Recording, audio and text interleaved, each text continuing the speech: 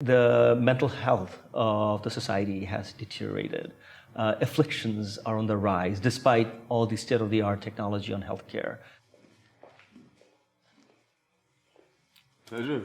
Pleasure. You'd mentioned further efforts in cancer research and other sectors. The talent gap for a lot of these sectors is quite apparent, especially when it comes to developed countries. What do you think is the cause for this talent gap on one hand, but also where can we motivate the current workforce to further their research? So that's one of the bigger challenges both for policymakers and societies, that life has become a little more uncertain and a little more challenging and is not as set as it used to be in the past, where you got a degree and you had decent skills to work through an organization for the rest of your life, climb through the ladder and get a nice pension and retire.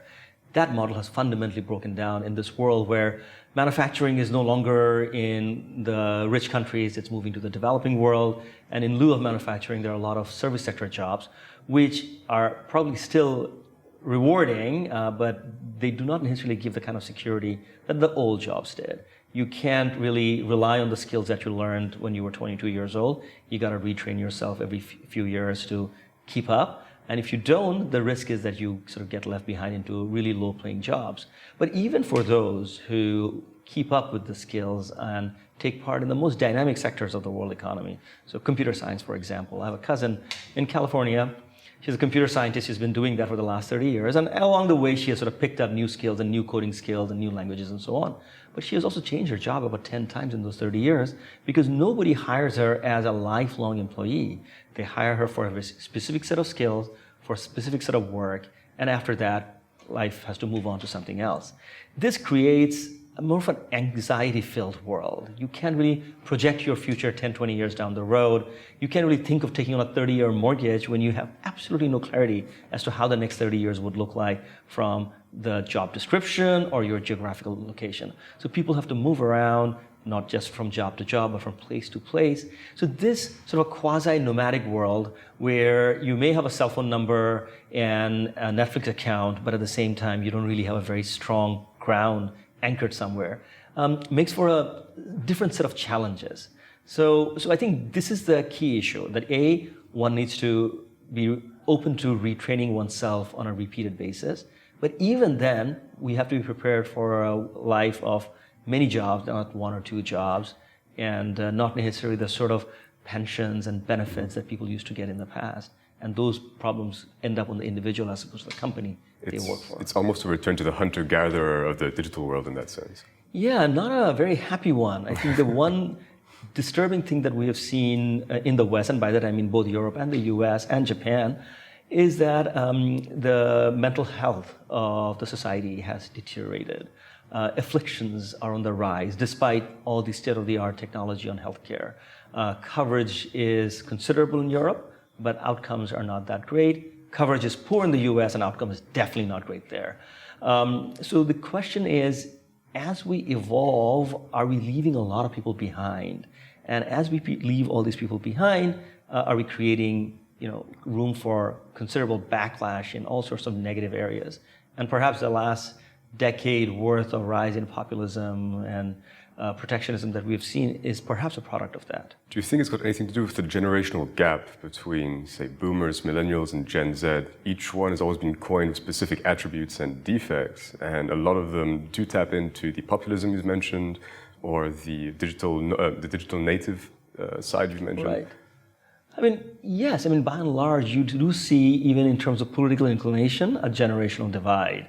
So, for example, the Brexit vote, overwhelmingly, the exit sort of supporters were the elderly, people who have been affected by this manufacturing to services shift and so on, whereas among the younger Brits, you see overwhelming support to remain in Europe. So that can be construed as a sort of a last gasp of the baby booming generation, that their anger and their frustration is manifesting into one of the final elections where they can make a difference. After that, they'll sort of be voted out by the younger folk. But I'm not entirely sure that that is always going to be the case, because the younger folk, after a couple of decades, become older folk. And then they might want to also exercise their notions of being protectionist and insular, and they would be then shouting and screaming at the new generation of the 10s and 20-year-olds. I think the bottom line is that every generation is inward focused. I mean, as much as we like to think that the future is for our children and we have to think about the world that we leave for them, on aggregate, we seem to be sort of only thinking about how much can we borrow now, our kids can figure out how to pay it back, and let's just kind of maximize our prosperity.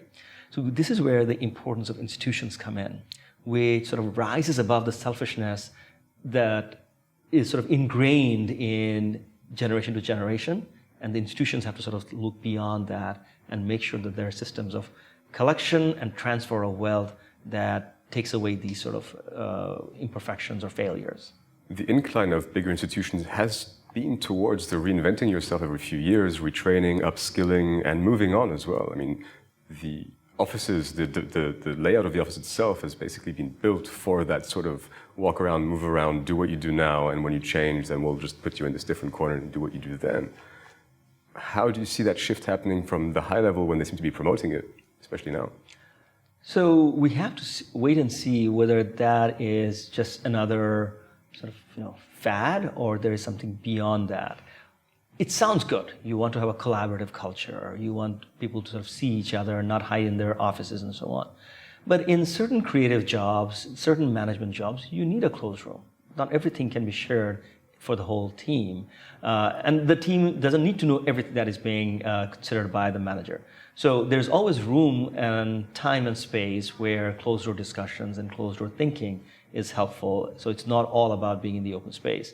I guess what I'm saying right now is very unfashionable because these days the zeitgeist is that, no walls, it's all open from the boss to everybody, sit around, work together and move around, and your computer is your anchor, not your desk. Maybe I am being old-fashioned, and maybe that is the way to add more vitality to organizations. But I also think that the organizations themselves have become less attached to their workers, more contract workers and less tenured workers, project-specific endeavors as opposed to a vision of a company and its role in society. And this is one thing that in DBS we think a lot about, that this obsession of shareholder accountability have companies sort of lost their way to some extent. That should they also think about stakeholder accountability?